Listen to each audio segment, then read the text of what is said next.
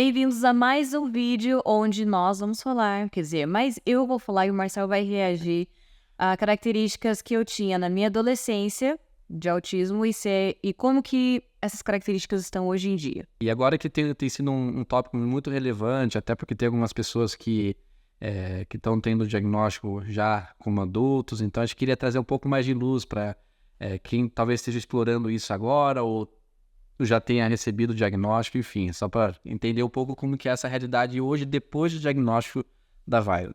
Então vamos lá. Eu acho que a primeira característica que eu vou citar é o fato de eu sempre ser muito rígida com as regras.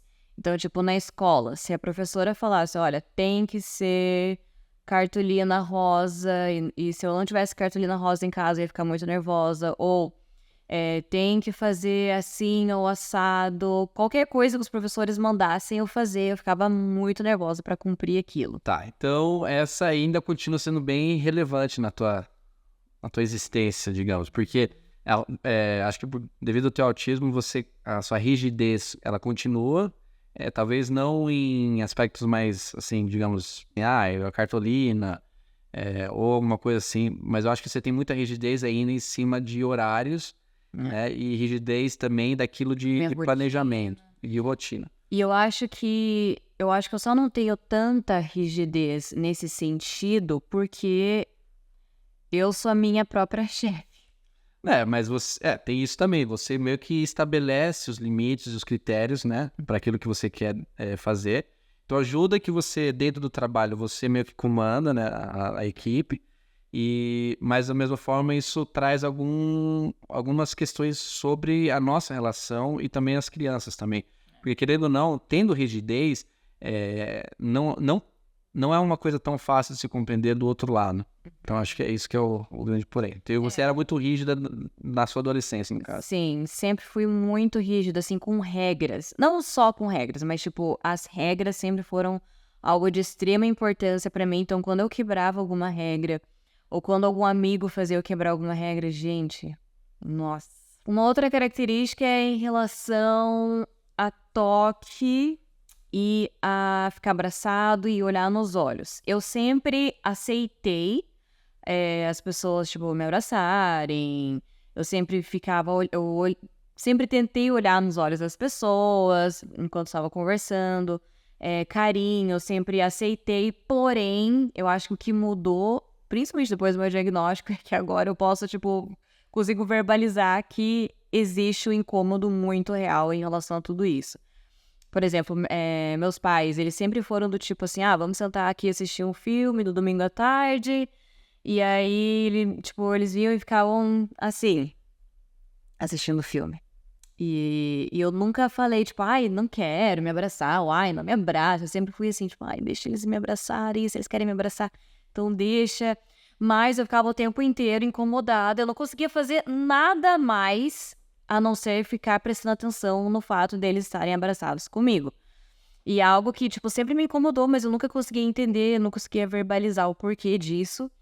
E em relação ao conversar, né, olhando nos olhos, eu nunca gostei de olhar nos olhos, mas eu sempre li artigos assim do tipo, ai, se você não olha nos olhos, significa que você não tá passando confiança, ou significa que você vai estar mentindo. Então eu sempre me obrigava a ficar olhando nos olhos das pessoas, mas eu não conseguia prestar atenção em nada que a pessoa tava falando, só focar, tem que olhar, tem que olhar, tem que olhar, tem que olhar. E em relação a toque de carinho, eu tinha alguns namorados, às vezes, que, tipo, faziam carinho, assim, tipo... Só que, se o carinho era, tipo, sempre no mesmo ponto, assim, tipo... Sabe quando você fica mexendo na mão da pessoa e fica lá? E fica, e fica, e fica.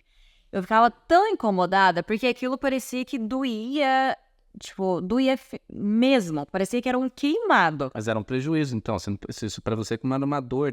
Doía. Era, tipo, parecia que tava queimando de tanto passar, assim... Eu acho que hoje em dia eu consegui meio que verbalizar, né? E como eu já citei outros vídeos, tipo, com o Marcel e com as crianças, eu me sinto mais à vontade. Tanto é que, tipo, no início do nosso namoro, a gente era muito de ficar pegando um no outro, encostando e abraçando. Eu acho que isso meio que chamou atenção, assim, pra eu ver, tipo, o Marcel com olhos ainda mais carinhosos, do tipo, nossa, com ele é diferente, com ele não me irrito. Mas acho que se você ficar fazendo carinho, assim, tipo, constantemente no mesmo ponto, eu acho eu percebo às vezes que hoje em dia você meio que evita, né? Quando eu tento fazer um carinho, uma coisinha mais constante. Mas acho que tem uma questão também, sua sensibilidade capilar, né? Que essa aí acho que sempre foi desse jeito. Porque a Vale não pode tocar um fio assim. Se eu pego um fio, puxo o fio, é já assim uma dor que você não consegue, né? Tipo, aguentar. Então, você acha que continua, né? Eu tenho resistência à dor no resto do meu corpo inteiro. Quando eu vou, tipo, depilar, limpeza de pele, qualquer coisa assim, eu aguento firme lá, fico quieta. Daí que, né, a gente já citou outras vezes que meu apêndice tava lá explodindo e eu, deve ser só gases e tal. Mas o meu cabelo, gente, é muito sensível. Quando, por exemplo, quando alguém ia secar meu cabelo, principalmente minha mãe, né? Mas a minha mãe que fazia isso comigo, tipo, ela ia secar meu cabelo, ia fazer uma escova. Nossa, coitado, o que eu xingava ela de tanta dor que eu sentia. Então, você continua com essa sensibilidade. Hipersensibilidade, na verdade. Acho que chega a ser um pouco forte. Tipo, acho que hoje, com o passar do tempo, eu fui aprendendo a segurar um pouco o tanto que eu reclamo com os outros. Tipo, vou no salão, parece que eu, tipo, vou até meio que desmaiar, assim. Então, eu sempre explico pra pessoa que vai arrumar, né, vai mexer no meu cabelo, eu tenho muita sensibilidade, por favor, vai com calma. Mas, tipo, se eu estiver em casa, se alguém puxar, a próxima característica que eu quero comentar é até meio engraçadinha, porque eu já passei por vários bocados por causa disso, que é o fato de eu ser muito literal no que eu entendo. Óbvio que com o passar do tempo, com os altos e baixos da vida, eu fui aprendendo quando as pessoas estavam sendo sarcásticas, quando as pessoas estavam falando entre linhas, mentindo, e quando era exagero. Mas, por exemplo, durante minha vida, eu sempre agi de forma muito literal. Então, por exemplo, teve uma vez que tinha um cara lá que tava, né, me chamando e tal. E aí ele falou, eu posso te dar uma carona pra tal lugar. E eu não sei se isso é questão de ser literal ou questão de rigidez com as regras, mas, tipo, eu falei pra ele, não, eu não saio, eu não ando de carro com estranhas. Ai, que ódio, gente. Porque, assim, eu entendi que o cara tava me paquerando e supostamente a gente tava se conhecendo e tal, mas eu falei, não vou com você no carro, não. Porque eu não te conheço, eu nunca tinha visto ele pessoalmente. E, nossa, o que as pessoas deram risada de mim depois disso, gente? Eu soube, assim, que ele reclamou pra alguns meninos da minha sala. Nossa, Violet falou isso. E eles, nossa, que estranha, não sei o quê. Mas eram as regras ali, tipo, eu sempre era muito literal. Se não pode sair com estranhos, você é um estranho. Tipo, não era assim... Eu não conseguia entender na época que o estranhos que a gente falava é assim, tipo, parou um carro de alguém que eu nunca vi antes, que eu nunca falei antes, e não alguém que tava conversando, que eu sabia quem que era, de onde que era, como que era, mas enfim, né? Ou situações do tipo, a minha casa é ali do lado da padaria, eu ia bater na porta que era da casa do lado, literalmente do lado da padaria. Ou, por exemplo, uma amiga, a gente tava numa festa, e isso foi agora, mesmo depois do meu diagnóstico. Minha amiga a gente tava numa festinha de criança e a filhinha dela tava com uma blusa cheia de pérolazinhas. E aí começou a cair essas pérolazinhas da blusa e a minha amiga falou assim, ai gente, eu vou ter que procurar essas pérolas, que são todas de verdade. Daí eu falei, sério? Nossa, então vamos começar a procurar dela. Violet, tô brincando, não é de verdade não. Então acho que essa é uma coisa que... Acho que continua, até hoje você fica... Acho que, não, mas acho que não é tão abrangente como era antigamente, né? Acho que você tem muito mais entendimento quando é uma brincadeira, mas ainda tem essa situação, cara, da pérola, ainda você ainda tem umas coisas assim que você acaba... mas mesmo com você, tipo, a gente tem várias discussões ainda, mesmo depois do meu diagnóstico, por eu ser literal. Tipo, o Marcel fala, vamos gravar um vídeo hoje. Beleza, o que que significa vamos gravar um vídeo hoje? Se é vamos, então significa nós dois. Ou mais pessoas. Se ele falasse assim, você vai gravar o vídeo hoje, aí eu ia entender, eu que vou gravar um vídeo hoje. Mas se ele falou vamos, então são os dois. E daí, tipo, eu me planejo na minha cabeça, são os dois. Aí ele vem e fala, não, eu falei vamos, mas era pra você gravar.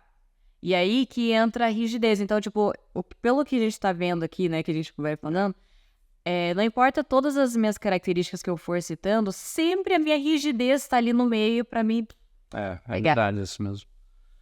Mas isso é uma coisa que você tem se policiado, querendo ou não, né? Mas ainda assim, às vezes, tipo, se eu não tô raciocinando direito, eu vou pegar sempre pro lado literal. Legal. E a última característica que eu quero citar hoje, que eu apresentava muito na minha adolescência, pro Marcelo analisar se eu ainda apresento agora, é a questão de estereotipia.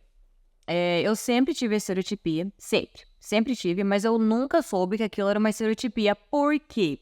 Quando a gente teve o diagnóstico da Summer, as estereotipias dela eram estereotipias muito, assim, características do autismo, tipo o flapping, ou ficar correndo de um lado pro outro. A Summer não fazia o pra frente e pra trás, né, o pêndulo, mas essa é uma outra característica bem, assim, marcante no autismo. Mas as minhas estereotipias, que eu achava que era só coisas assim, qualquer pessoa pode fazer, eu tinha muito, que é uma delas, que é mexer na minha orelha. Então, desde pequenininha, eu sempre ficava mexendo. E lembrando, né, estereotipias são movimentos repetitivos. Então, tudo que você faz de forma repetitiva é uma estereotipia. Então, eu fazia muito. Quando era pequenininha, eu roía muito a unha. Chacoalhar o pé. Eu sempre chacoalhei o pé, a perna. Inclusive, eu estou chacoalhando a perna nesse exato momento. Mexer na caneta, tipo, mexer assim, ou morder a caneta, lápis. Sempre fiz muita estereotipia, mas eu não sabia que era uma estereotipia até eu começar a estudar depois do diagnóstico da Summer. Mas... Hoje continua. Calma. Antes de eu chegar aqui, eu sempre disfarcei. Mas como antes. disfarçar o do pé? Você faz? Tipo assim, eu prendia minha perna, enrolava assim minha perna uma na outra, pra eu não ficar chacoalhando. Ou quando eu tava, tipo, sei lá, em público, eu ia mexendo na minha orelha, eu, tipo, disfarçava, assim, entendeu? Não era algo assim que eu fazia... Assim, veja, eu estou chacoalhando, mexendo aqui, entendeu? Eu sempre tentei disfarçar, me segurar mais. Hoje em dia... Nada. Não, mas eu acho que você não disfarça. Tipo, a questão de você balançar o pé hoje, a tua perna, você balança bastante. Nossa, E muito. não, é que agora, depois do meu diagnóstico, Mas por que depois? Mas por quê? eu entendi. Que não era porque eu era estranha, não era porque, nossa, ela fica chacoalhando. Não, tipo, é uma estereotipia. Estereotipias servem pra a gente se autorregular. E conforme eu fui falando, né, sobre o meu diagnóstico abertamente, sobre estereotipia, sobre várias características minhas, então agora, tipo, é como se, assim, vou ficar escondendo por quê? Pra agradar os outros? Pros outros não me acharem estranha? Uau.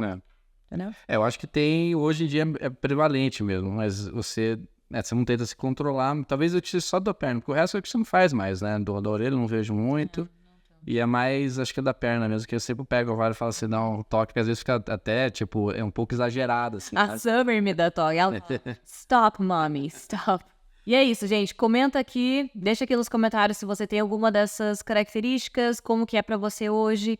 Se tinha alguma característica quando você era mais jovem que hoje em dia você não faz mais, ou se tinha e agora que você decidiu mostrar, tipo eu, que não tá nem aí mais.